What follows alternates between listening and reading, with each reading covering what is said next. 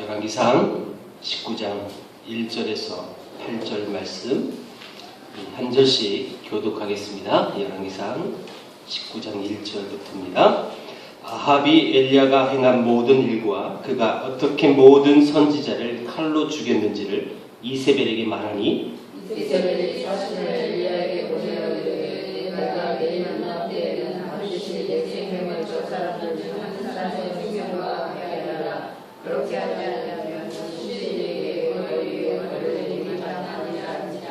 그가 이 형편을 보고 일어나 자기의 생명을 위해 도망하여 유다에 속한 부엘세바에 이르러 자기의 사환을 그곳에 머물게 하고 자기 자신은 광야로 들어가 하루 길쯤 가서 한 군데만 앉아서 자기가 죽기를 원하였는데 여호와여 넉넉하오니 지금 내 생명을 거두시옵소서. 나는 내 조상들보다 낫지 못하느니라. 로뎀나무 아래에 누워 자더니 천사가 그를 어루만지며 그에게 이르되 일어나서 먹으라 하는지라.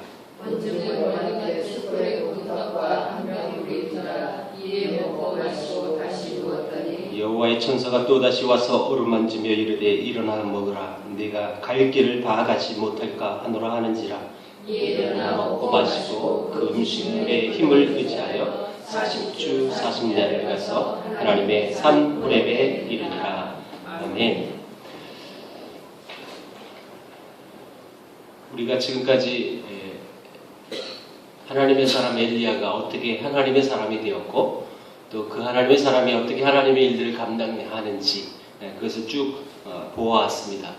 그는 분명히 하나님의 종이었고 또 하나님 앞에 아름답게 쓰임을 받았던 자였는데 여러분 잘 알고 있는 사건이죠. 로뎀 나무 아래서 하나님 나 죽이세요 라고 하는 어떻게 보면 지금까지 엘리야의 모습과 너무 색다른 모습을 보게 됩니다.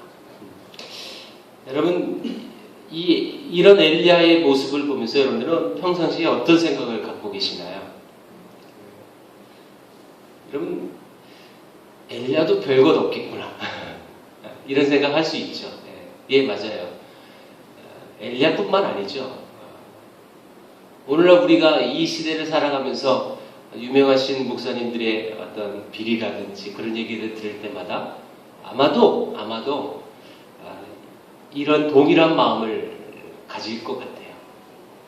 정말 훌륭하고 정말 유명세가 있는 그런 분들이 어떻게 저렇게 삶을 살 수 있었을까라고 여러분 의구심이 들고 그러면서 그런 모습을 보면서 교회가 싫어지고 또 목사가 싫어지고 할 수 있어요. 예. 그리고 실제로 그런 사람들이 많이 있어요. 성도님들이 성도가 아닌 이제 우리가 전도할 때 우리 주위에 믿지 않는 사람들에게 전도할 때 여러분 느껴보죠. 왜 교회 안 가세요? 옛날에 어떤 목사한테 뒤어가지고 옛날에 어떤 목사한테 돈 띄어가지고 난 이런 사람 많이 봤거든요. 정말 난 그런 목사 아니라고 난 소개해 주는데 여러분 그런 경험이 있을 때 많은 사람들이 교회 자체 아니 하나님 자체를 거부하고 하나님을 멀리하는 모습을 바라봅니다. 엘리야의 모습이나 지금 오늘날 유명한 목사님들의 모습이나 그렇게 믿었는데 그렇게 신실했는데 그렇게 하나님의 일들을 잘 감당한 사람이었는데 어떻게 저럴까? 여러분 이 본문을 보면서 여러분들은 어떤 생각을 가지세요? 그리고 이 본문을 통해서 우리는 어떤 모습을 취해야 될까요? 서론이면서 결론적으로 얘기한다면 여러분 어떤 사람도 그가 얼마나 훌륭하고 얼마나 신실한지 그 상관없이 어떤 사람도 여러분 자빠질 수가 있다는 거예요. 이런 모습을 보면서 실망하고 낙심할 수 있어요. 그런데 여러분 진짜 성도는요. 여러분 그 모습을 통해서 나를 관찰하고 나의 죄악들, 나의 실수한 그런 모습들을 바라볼 줄 아는 사람이 온전한 성도지. 그래 역시 믿을 게 하나도 없어. 세상에 뭐 아버지도 믿지 못하는데 그렇죠? 아버지가 목욕탕 갔을 때 아들한테 괜찮아 시원해. 세상에 믿을 놈 하나도 없다고. 여러분 맞아요. 사람은요 이 세상에 믿을 사람 하나도 없어요. 자, 여러분 오늘 이 본문을 보면서 우리가 치유해야 될 것, 우리가 버려야 될 것이 무엇인지 한번 보겠습니다. 예, 그는 훌륭한 사람이었어요. 여러분 아시다시피 사르밧 가구 아들을 기도로 살린 위대한 하나님의 종이었고 850명 바알 선지자들과 기도해서 여러분 승리한 위대한 하나님의 종이었어요. 3년 반 동안 비가 오지 않은 그 가뭄 상태에서 그가 기도했을 때 여러분 하나님이 먹구름을 보내주셔서 비가 오게 한 장본인이에요. 물론 하나님이 하셨지만 그만큼 하나님 앞에 쓰임받았던 그가 어떻게 보면 이 엘리야의 모습이 육적으로나 영적으로 굉장히 피폐하고 굉장히 다운된 모습을 우리는 발견합니다. 여러분 엘리야가 어째서 이런 모습이 들었을까요? 우리 한번 본문을 보면서 살펴보겠습니다. 3절 한번 보겠습니다. 3절에 보니까 그가 이 형편을 보고 일어나 자기의 생명을 위해 도망하여. 자, 여러분 무슨 형편이에요? 그 앞에 무슨 내용이 적혔습니까? 아합 왕이 850명 선지자들 다 죽였다 이 얘기를 자기 와이프에게 이세벨에게 가서 얘기했더니 이세벨이 보통 여자가 아니었나 봐요. 그놈 내가 당장 내 그놈 엘리야 그놈 내가 잡아 죽인다. 여러분 이런 형편을 보고 나서 엘리야는 깨달은 거예요. 야 이제 난 잡히면 죽는구나. 그래서 자기 생명을 건지기 위해 도망했다라고 표현하고 있습니다. 이세벨이 보복하겠다라는 이 사건 하나 때문에 지금 엘리야는 낙심하게 됩니다. 어떻게 보면 좀 어처구니 없는 모습이죠. 사르밧 가부에 간 여러분 시돈 땅, 여러분 앞의 내용을 계속 떠올리셔야 돼요.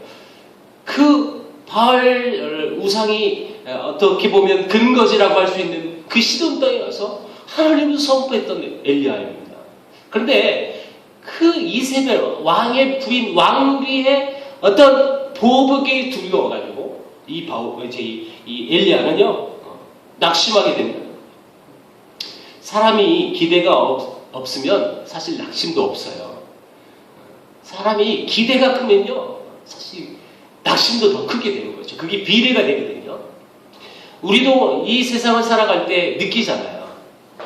사업이 잘 안 될 때, 직장에 다니는데 그 직장의 문제가 원활치 않을 때, 뭘 하려고 했을 때 잘 안 되어졌을 때, 이 가정의 문제가 잘 원활하게 돌아가고 싶었는데 계속 마찰이 생길 때, 여러분 그때 우리의 마음에 뭐가 생깁니까? 낙심이.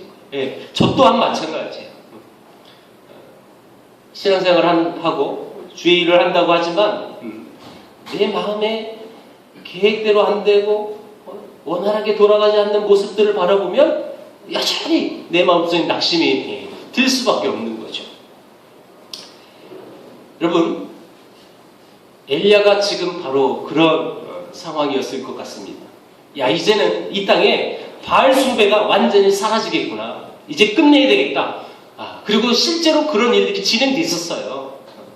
그들을 다 잡아 죽였어요. 그런데 다 끝날 것 같은 그 싸움이 오히려 역전이 되어버린 거죠.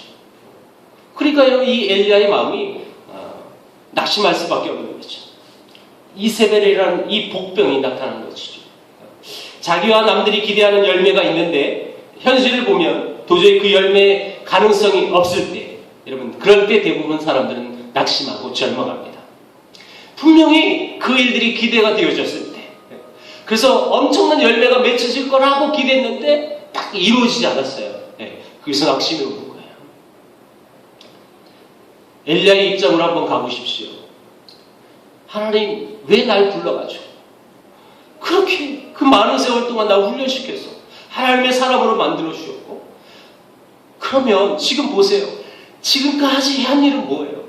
내게 왜 그런 또 은혜의 사람이 되게 하셔서 죽은 아들도 살리게 하셨고 850명대 일로 기도 대결을 해서 하나님의 살아계심을 나타나게 하셨던, 여러분 그렇게 통로로 쓰게 했는 장본인이 난데 3년 반 동안 그 가뭄 속에서 하나님의 말씀하셔서 그 약속, 말씀 붙들고 비가 올 곳이다라고 얘기했는데 실제로 비가 오게끔 그렇게 쓰임 받게 했는데 이제 이건 뭘까요? 왜 여기까지 오게 하셨을까요? 그냥 평범하게 살게 내버려 두지. 왜 나 여기까지 만들어줬을까요? 여러분 이런 입장이었을 거예요.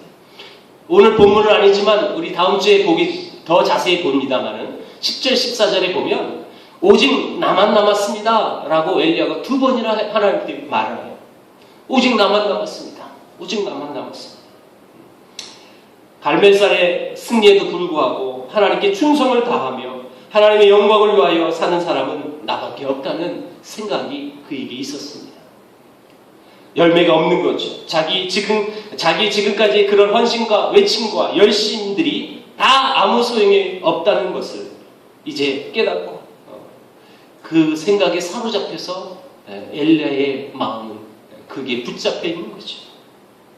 여러분 이런 모습이 오늘날 우리가 살고 있는 우리 성도들의 모습은 아닌지 분명히 더 많이 기도하고 더 많이 열심히 정말 주를 위하여 일했는데 나타나는 건 없고 열매는 없고 거대한 세상의 흐름에 대하여 작지만 부족하지만 하나님 내가 하나님의 아름다운 사람으로 살겠습니다라고 다짐하지만 여전히 그 거대한 세상에 비추어 봤을 때 나는 아주 비천한 아주 미미한 존재가 느껴졌을 때 우리의 마음은요 낙심하고 절망하는 거죠.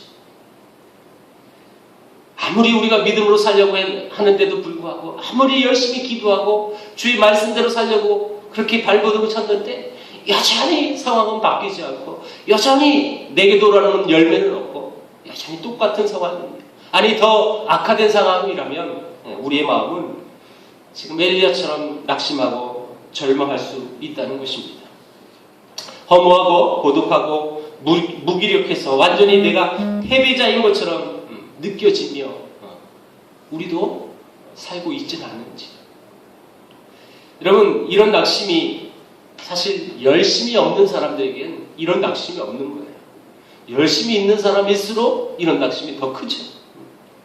자, 여러분 10절 14절에 엘리야가 하나님 앞에 항의하면서 이런 말을 했어요. 내가 만군의 하나님 여호와께 열심히 유별하오니. 옛날 성경은 열심히 특심이 오니 이렇게. 여러분 열심히 특심이 오니 이건 여러분들이 귀에 굉장히 많이 익었을 거예요. 그렇죠? 근데 개역개정판은 이렇게 적혀 있어요. 하나님 여호와께 열심히 유별하오니 같은 뜻이죠. 이 말은 내가 남들보다 더 특별한 열심을 가지고 하나님을 위해 살았다는 거죠. 그런데 이게 뭐냐는 거죠. 도대체 이게 뭐예요? 내가 정말 열심히 했는데 내 열심이 다른 사람보다 특별했었어요. 그런데 하나님 이 꼴이 뭐예요? 지금 내가 만군의 여호와 하나님께 열심히 유별하오니라는 고백은 그 뜻을 포함하고 있는 거예요. 하나님 앞에 항의하는 거죠. 열심히 교회 섬겼고 열심히 봉사했고 헌금도 많이 했고요. 난 목사님 시키는 대로 다 했거든요. 6월 6일날 현충일날 안 놀러가고 역사토하기 가기도 했는데요. 왜 이 모양이죠? 여러분 보통 우리가 믿다가 낙심한 사람들의 항변이 바로 이런 모습이거든요. 열심히 했는데 열심히 결과가 이 모양이다라는. 여러분 혹시 지금 여러분들의 상태가 지금 엘리야가 갖고 있는 이런 상처의 마음으로 이 자리에 있지는 않는지 한번 여러분들의 삶을 한번 바라보십시오. 인간의 위기는 실패했을 때도 위기가 옵니다. 그런데 오히려 인간의 삶 속에서 성공했을 때도 여러분 위기가 찾아온다는 거. 성공 이후의 고독 그리고 갈채소리 다음에 오는 외로움이 훨씬 더 짙은 절망을 주는 것. 우리는 요즘에 어떤 인터넷 시대에 살고 있기 때문에 이것이 더 심각한 상태예요. 제가 한 2주 전에도 우스갯소리로 제가 설교 중에 예로 이렇게 들은 적이 있어요. 저와 여러분들은 연예인처럼 그렇게 외모가 뛰어나지 않아서 자살 위험이 없다고. 기억나십니까? 네. 요즘 연예인들의 자살이 너무너무 심각해요. 그쵸? 왜요?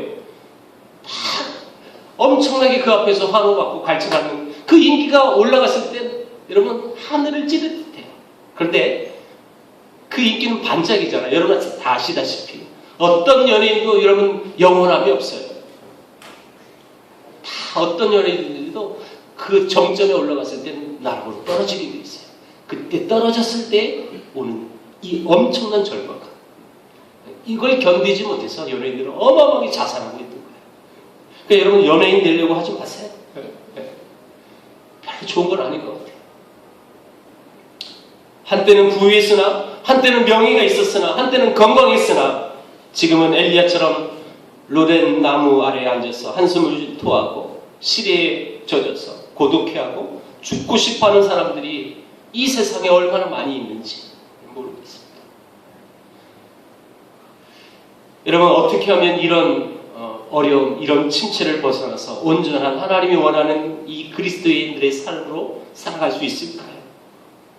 도대체 우리는 이 세상을 어떻게 살아가야 하나님 원하는 대로 살아가야 합니까? 이런 엄청난 위기에 닥쳤을 때 우리는 어떻게 여러분 대처해야 할까요? 먼저 오늘 본문을 보면 엘리야는 어떻게 여러분 대처했는지 보여지는데 그는 도피했습니다. 도피행각한 거죠. 어려움이 딱 닥치자마자 도망가 버려요. 많은 사람들이 이런 방법을 선택하죠. 어쩔 수 없다. 그도 그럴 듯하다. 우리도 이해하지만 대부분의 사람들이 어려움이 닥치면 도피하는 거예요. 3절을 보세요. 그가 이 형편을 보고 일어나 자기 생명을 위해 도망하여 유다에 속한 부엘세바에 이르러. 여러분 부엘세바가 어디예요? 부엘세바. 이 부엘세바는 남유다예요. 지금 엘리야는 북이스라엘에서 사역하는 선지자고요. 부엘세바는 남쪽인데 남쪽에서도 가장 남쪽이에요. 그리고 이 북쪽에서 부엘세바까지 왔다는 것은 도망갈 수 있을 만큼 도망간 거예요. 요나가 하나님이 니느웨로 가라고 명령했을 때 요바에서 배를 타가 어디로 도망갔죠? 다시스. 그게 땅끝이었어요. 가장 그 당시 먼 곳이었어요. 자기가 하나님의 낯을 피해서 가장 먼 곳으로 도망갈 수 있을 만큼 도망갈 수 있는 곳이 다시스라고 생각했기 때문에 그는 다시스행 배를 탔어요. 물론 다 가지 못했지만 이 뜻이 뭐예요? 어려움이 닥치면 그 위기를 여러분 피하려고 도피하려고 도망할 수 있을 만큼 도망하는 거예요. 왜요? 두렵기 때문에. 두려울 때 도망가는 이유가 뭡니까? 도망가면 안전하다고 생각하죠. 그렇기 때문에 도망가는 거죠. 여기에 잘못이 있는 거죠. 도피라는 것은 문제를 해결할 수 있는 방법이 아닙니다. 도망가면 안전할 것이라는 자기 생각일 뿐이지 실제로는 도피하는 곳에서 항상 더 큰 문제들이 유발되어지는 모습을 우리는 종종 보게 됩니다. 하나님을 믿는 성도라면 도망가기보다는 싸워야 할 거죠. 오늘 목사님이 싸우라고 했으니까 오늘부터 열심히 싸워보자. 그리고 주먹 쥐고 악을 바락바락 쥐지 않을 것이다. 승리하자. 그런 뜻 아니라는 거 잘 아시죠, 여러분? 네. 하나님을 의지하고 일어서는 것, 그것이 싸움입니다. 우리는 수많은 유혹과 수많은 사단의 공격 앞에서 구원의 투구를 쓰고 그러면 가슴에 우리의 믿음의 흉배를 붙이고 그 대적 앞에서 당당히 서 있는 것, 그 자체가 싸움이에요. 도망가지 마십시오. 이런 위기는 어떤 사람이든 간에 올 수 있어요. 그런데 그 위기가 봉착됐을 때 도망가고 회피한다는 것은 제대로 된 모습이 아닙니다. 자, 여러분 그렇다면 실질적으로 우리는 어떤 것을 취해야 될까? 우리 5절을 보겠습니다. 핵심이 5절인데요. 자, 한번 읽어봅니다. 자, 다 같이 읽어볼게요. 시작.